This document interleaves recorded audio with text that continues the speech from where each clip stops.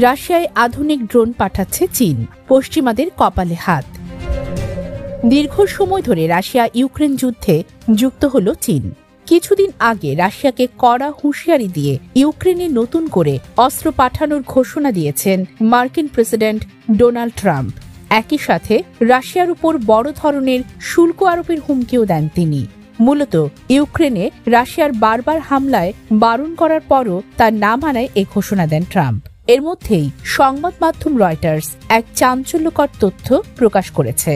হাতে পাওয়া চুক্তিপত্র, চালান এবং শুল্ক নথি থেকে জানা গেছে, পশ্চিমা নিষেধাজ্ঞা উপেক্ষা করে চীন থেকে গোপনে কুলিং মেশিন নামের রাশিয়ায় রপ্তানি হচ্ছে বিশেষ ধরনের ইঞ্জিন, যা ইউক্রেনে হামলাকারী রুশ গার্পিয়া A1 ড্রোন তৈরিতে ব্যবহৃত হচ্ছে। ইউরোপের 3টি নিরাপত্তা সংস্থা এই তথ্য নিশ্চিত করেছে।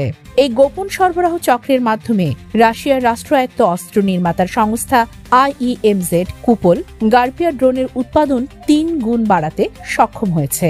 গত বছর যেখানে 2000 ড্রোন তৈরি হয়েছিল, চলতি বছর তাদের লক্ষ্য 6000।